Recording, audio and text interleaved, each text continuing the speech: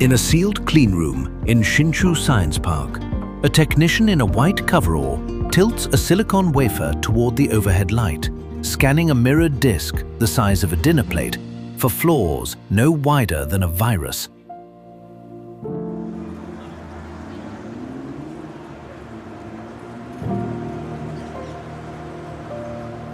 Past midnight in Taipei, a woman ladles beef noodle broth into a bowl at a stall that never closes before 1 in the morning.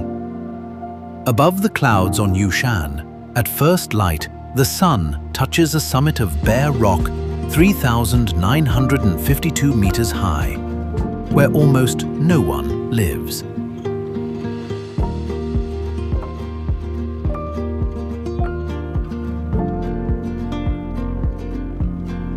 This is Taiwan, an island the size of the Netherlands, home to 23 million people, most of them pressed onto a thin plain along the western coast.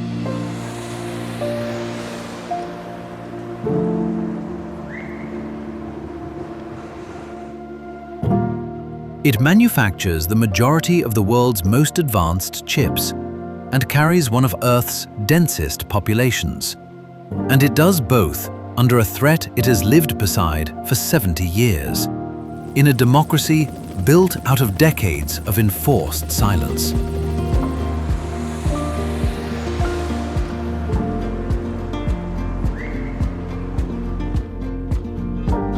Yet, at midnight, the streets are full.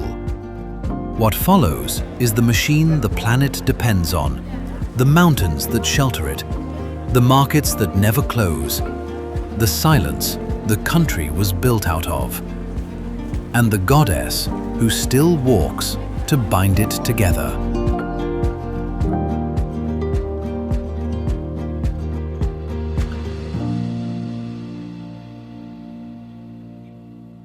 "200 kilometers south of Hsinchu, on the flat coastal land outside Tainan, a building stands without windows and almost without sound. Inside, a sealed amber-lit corridor runs the length of the floor, and along the ceiling, an overhead transport glides between bays, carrying silicon wafers in pods that no human hand will touch from one end of the line to the other.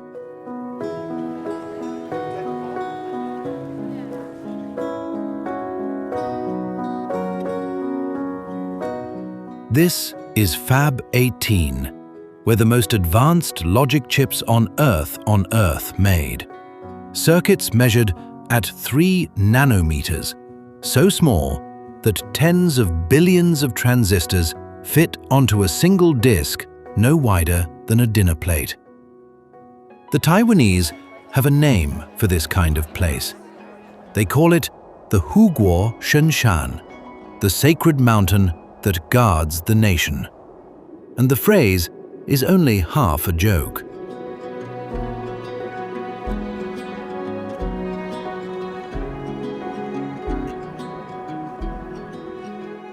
Roughly 9 in every 10 of the world's most advanced chips are made on this island, most of them inside a handful of buildings like this one. The phones, the cars, the data centers, the machines that run hospitals and stock exchanges, the parts that make them think, begin here, under light that never changes.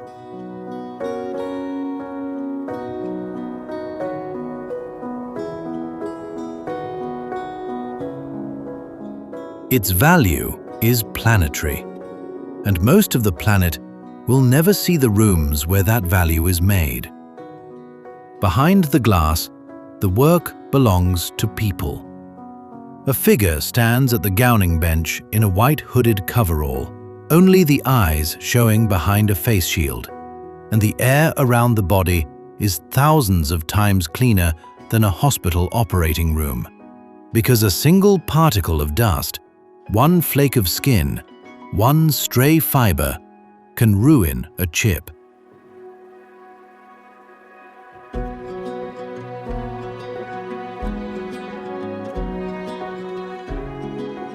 On the bench beside the lockers, a steel thermos of tea sits where it was set down at the start of the shift. By the time the last seam of the suit is sealed and checked, the tea has gone cold and will stay that way, because the line runs on without pause, and the body inside the suit stays with it for hours.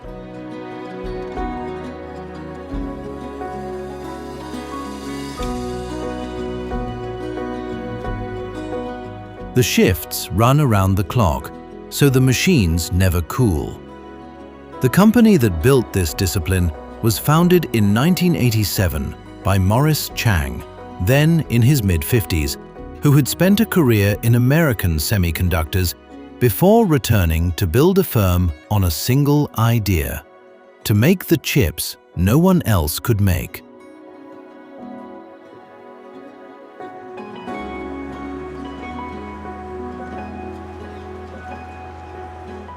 That idea began on farmland. North of the city of Hsinchu, on ground that grew rice within living memory, Taiwan opened its first science park in 1980. And from that single experiment, the island's entire semiconductor sector grew. Today, the same few square kilometers hold hundreds of companies and tens of thousands of engineers. A town built less to live in than to think in.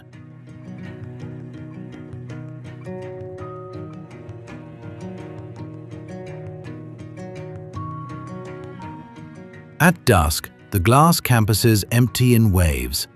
Commuter buses fill the access roads, and lanyards swing from the necks of people crossing the plazas. At shift change, the convenience store line runs long. Hot coffee handed to engineers heading in as others head home. The day folding into night without a gap.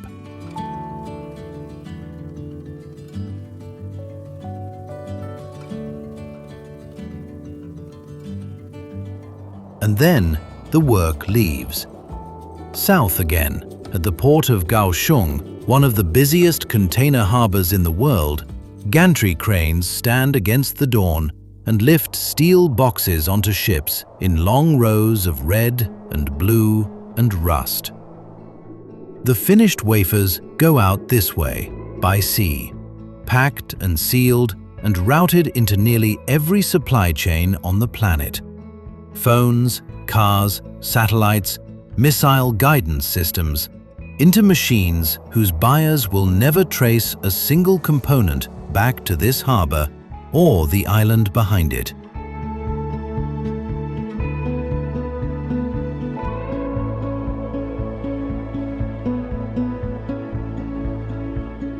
A ship pulls away from the quay, low in the water, and the island it leaves is small, and the world it feeds is not. All of that value sits on a spine of rock so steep that half the country has never been built on at all.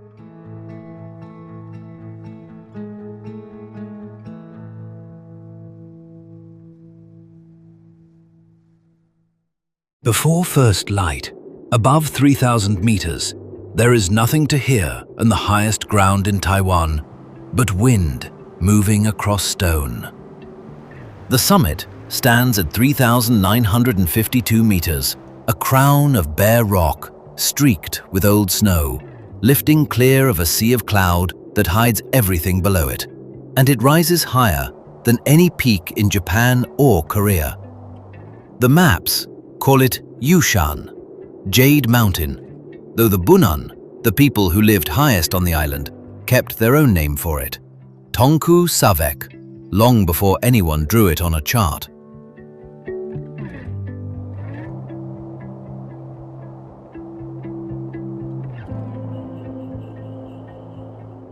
The Central Range runs the full length of the island, ridge after ridge, and roughly 2/3 of Taiwan is mountain and forest, much of it never built on, never farmed, walked by almost no one. The country that makes the world's chips keeps half of itself empty, vertical, and all but unvisited.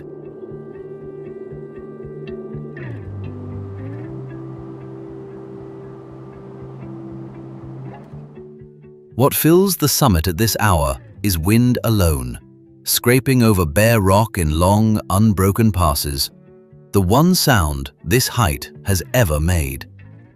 A few hundred meters lower, the cloud changes the land it touches. At Yushan, the slopes fall into cypress forest, old-growth trees standing in fog that pours through the trunks at dawn, and a narrow-gauge train works its way up the switchbacks that loggers cut a century ago.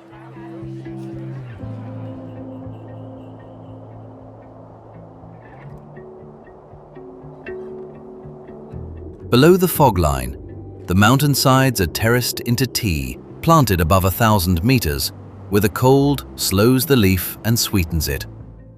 In a wooden tea house, with the morning still grey at the window, a grower warms a clay pot, measures out the season's first flush oolong, and pours it into a cup no bigger than a thumb, and the steam climbs and fogs the cold glass before the first sip is taken.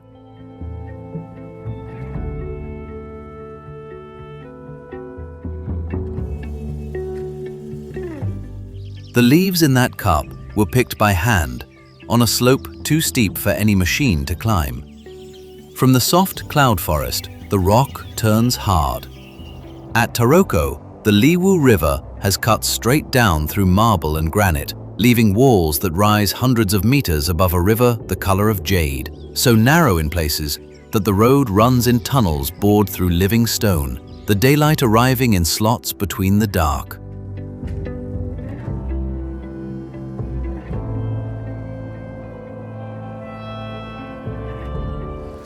The gorge is not finished.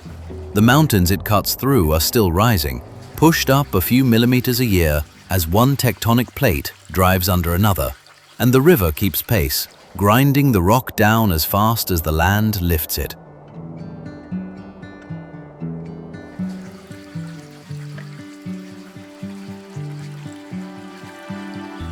The result is a place where geology becomes a thing the ear can register, in the constant low roar of water working through stone. Where the rock reaches the ocean, the land simply plunges. At the Hsinchu Cliffs, the central range falls almost 800 meters straight into the Pacific, green-black walls of marble dropping nearly sheer into deep blue water, with no shelf, no beach, almost nothing between the foot of the mountain and the sea floor.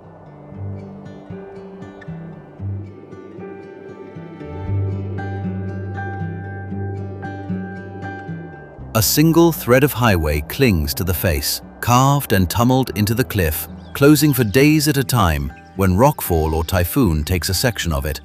It is one of the few places on Earth where a mountain this high meets an ocean this deep with so little ground in between, and it marks, plainly, the eastern edge of where people can live.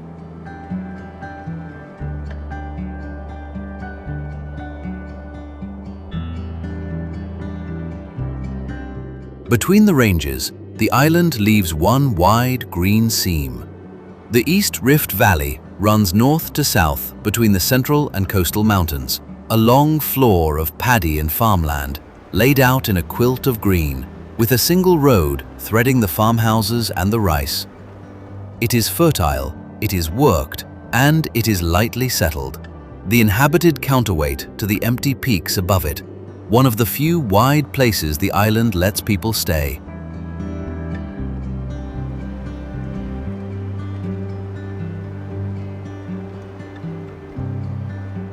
But the valley is the exception, not the rule. All of that density gets squeezed onto a thin western plain, and at 8 in the morning, it moves all at once.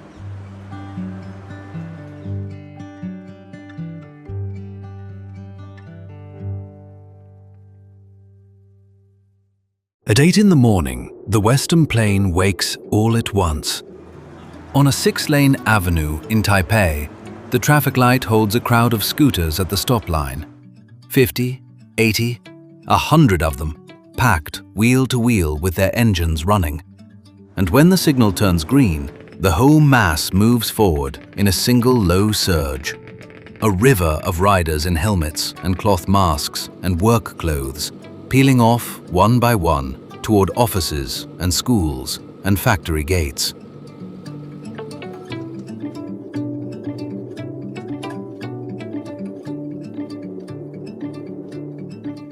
There are more than 14 million scooters on this island for 23 million people, and at rush hour, they fill every gap the cars leave, pooling at each junction in the painted boxes marked out ahead of the traffic to hold them.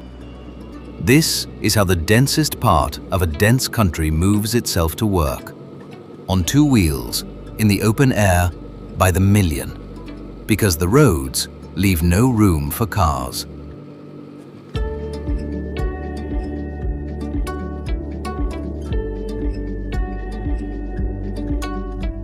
The day is fed in stages.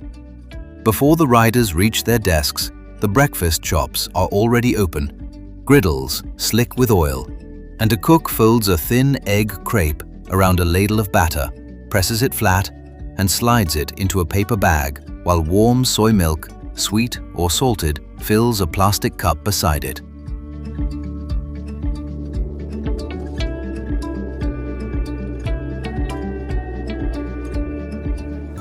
The shop has perhaps 4 tables and turns them over a dozen times before 9.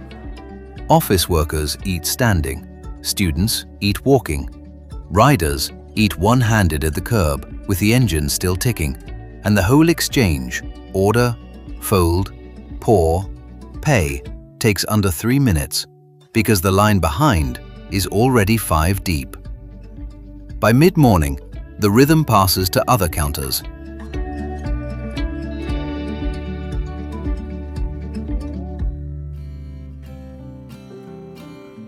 Taiwan holds more than 13,000 convenience stores, roughly one for every 1,700 people, among the highest densities anywhere on Earth, and they never close. Inside, a single clerk reheats tea-soaked eggs in a steel pot, takes a parcel, prints a train ticket, settles an electricity bill, and pours a hot coffee, all in the time it takes the automatic door to chime twice.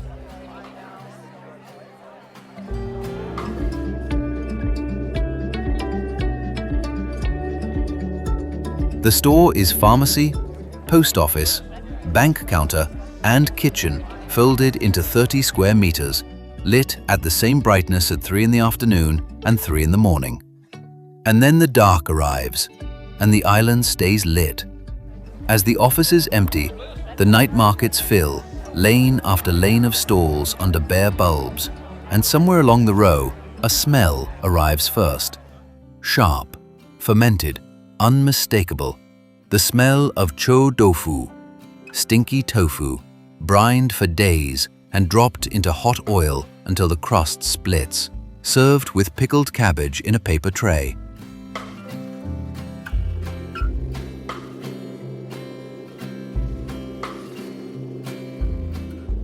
It reaches the nose a full stall before the eyes find its source.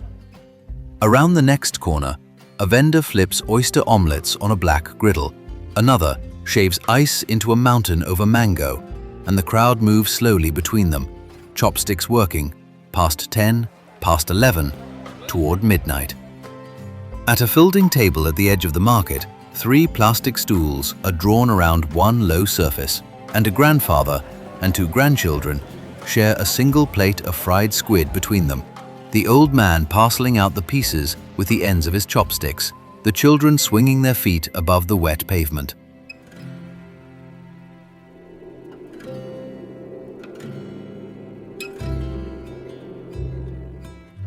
Beside them, the beef noodle stall ladles broth into a bowl, as it has every night, not closing before 1 in the morning, the same as it has for 19 years. No one here is hurrying home. The stalls will run until the last customer leaves, and the last customer is in no rush to be the last.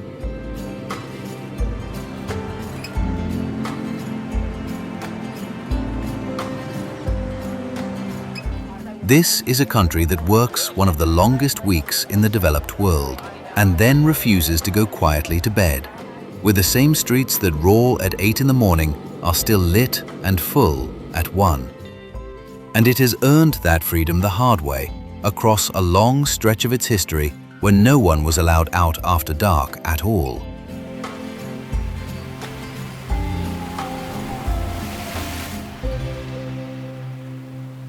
For 38 years, the island was not allowed out after dark.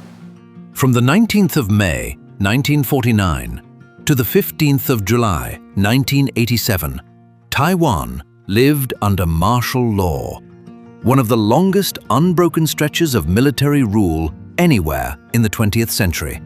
And for much of it, a curfew emptied the same streets that now stay full past midnight.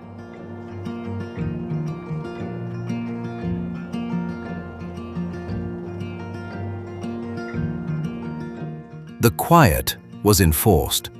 Peace had nothing to do with it. It began 2 years before the curfew, on a winter evening in Taipei. On the 27th of February, 1947, agents of the State Monopoly Bureau beat a widow selling untaxed cigarettes near the Tianma Tea House, and a bystander was shot dead in the crowd that gathered.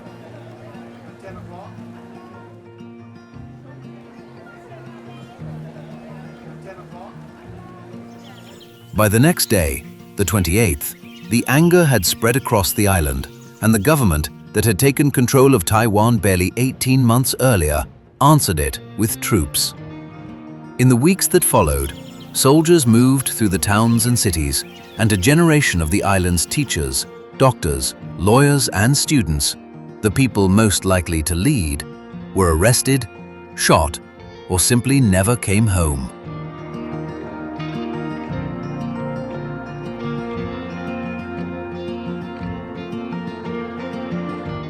Estimates of the dead run from 5,000 to more than 20,000.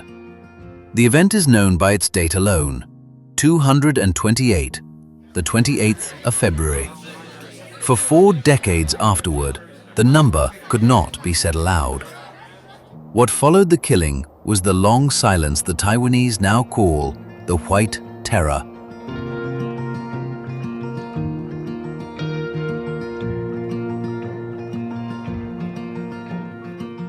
Under martial law, tens of thousands of people were imprisoned for what they wrote, read, or were suspected of thinking, on evidence that was often invented, after trials that were often a formality. Many were sent to a small volcanic island about 30 kilometers off the Taitung coast, Green Island, where a prison camp held political prisoners behind coral rock walls within sight of the sea.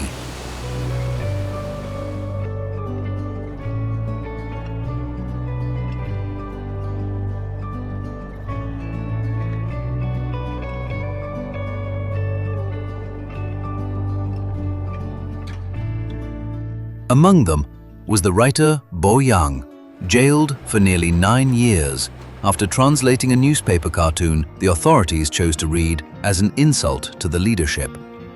He was one of thousands. The cells where they were held still stand on Green Island, open now as a memorial park. The slogans the prisoners were made to chant still painted across the walls, the names of the dead cut into a long black wall of stone above the water.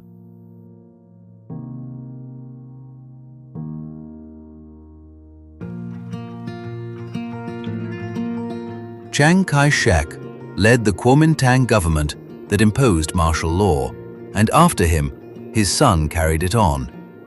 The threat of the larger power across the strait was the standing reason given for why the island could never loosen its grip. To question the government was to aid the enemy. The logic sealed the room.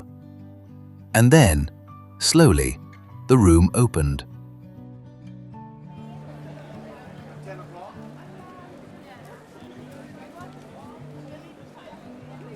In 1987, martial law was lifted at last. The first opposition party had formed the year before. In 1996, the people of Taiwan elected a president directly for the first time, and 2 decades later returned Tsai Ing-wen as the island's first woman president, in elections watched closely from across the strait.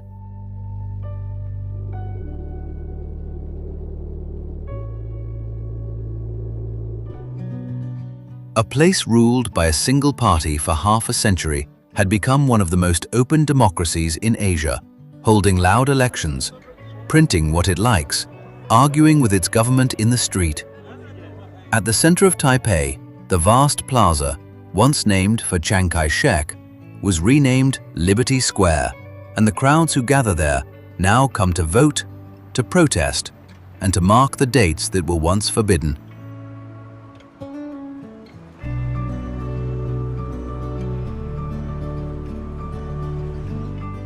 Every year, on the 28th of February, the country stops to remember the dead it was once forced to forget.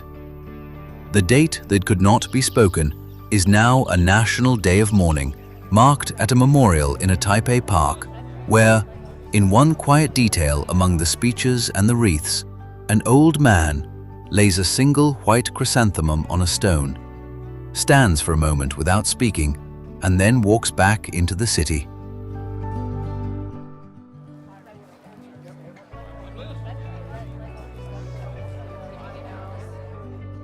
The records held at the former interrogation compound at Jingmei on the southern edge of Taipei are open now to anyone who wants to read a relative's name.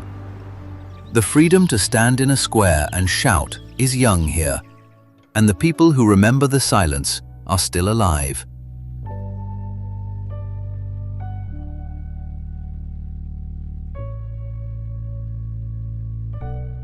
It is one more thing on this island worth not losing, and one of the things the island chooses once a year to carry into the light together.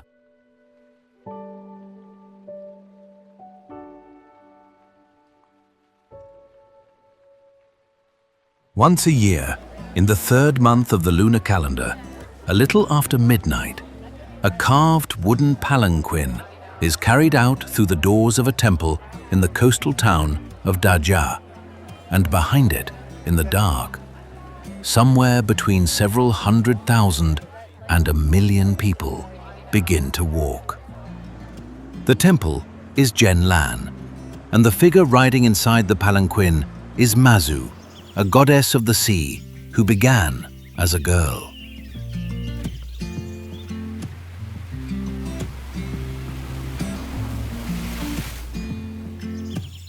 She was born Lin Monyang in the year 960 on Meijiao Island off the coast of Fujian, the daughter of a fishing family, and the old accounts say she could read the weather and guide boats home through storms, that she died young, near the age of 27, and that she was first remembered, then prayed to, then carried across the strait in the holds of the ships that brought settlers to Taiwan.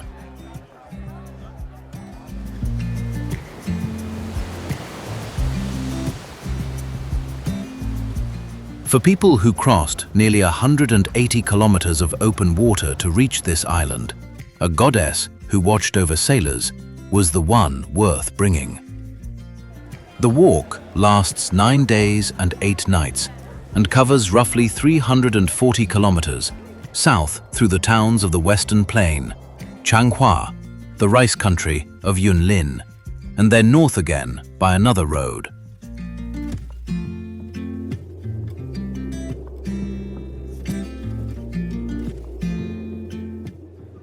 On the southbound leg, the procession reaches Beigang, where a temple courtyard fills with incense smoke until the carved beams overhead disappear into it.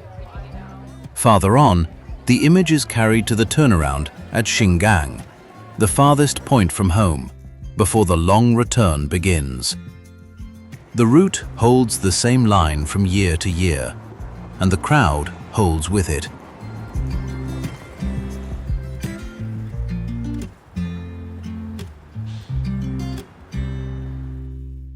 What the walk asks of the body is plain. Pilgrims sleep on temple floors and roadside pavement, wake before dawn, and walk through the heat of the plain and the cold of the small hours, some for the full 9 days, some for an afternoon.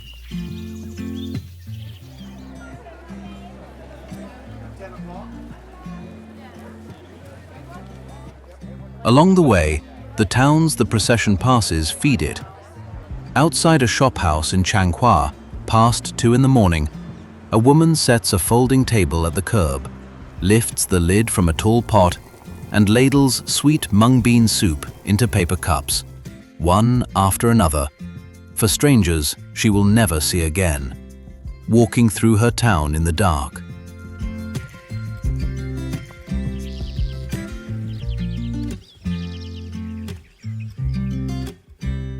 She does this every year.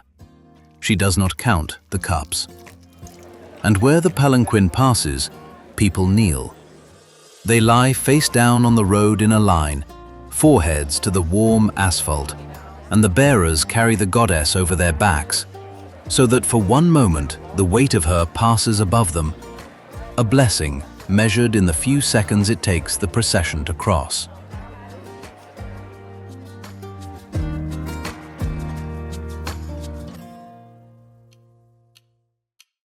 The very old and the very young are laid down at the front. Some have walked beside this palanquin every spring for 50 years. The same road, the same goddess, the same place in the line. This is a country that has lived for 70 years beside a threat it cannot make disappear. 90 miles across a strait from a far larger power that has never agreed it should govern itself.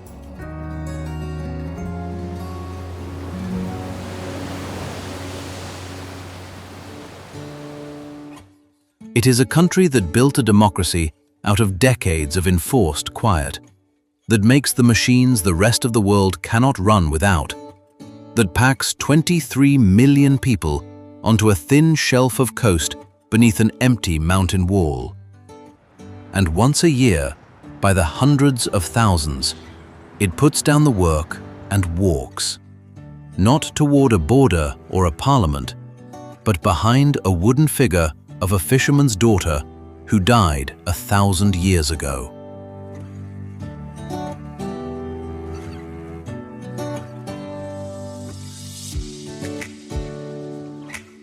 Nine days after it left, the palanquin comes back through the doors at Dajia, and the people who carried it scatter home, to the night markets, to the sealed rooms outside Tainan where the line never cools, to the farms in the valley between the ranges, to the streets that stay loud past 1 in the morning.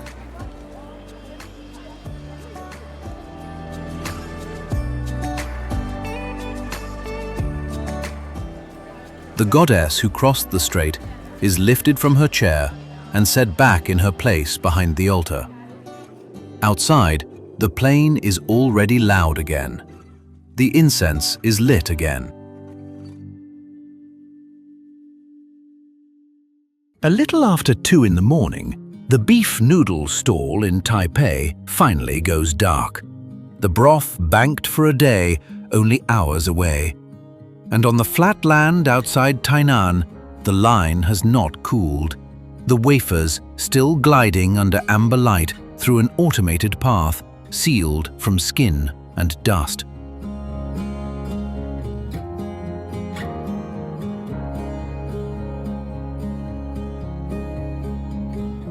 Above the plain, the mountain wall stands black against the stars. 23 million people sleep on a thin shelf of coast.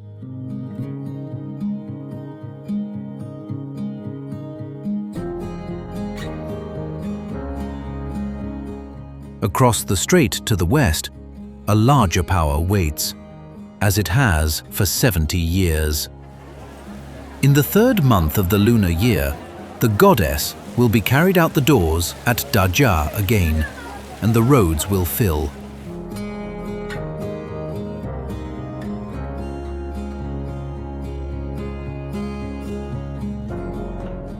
By 4, the breakfast griddles are already warm.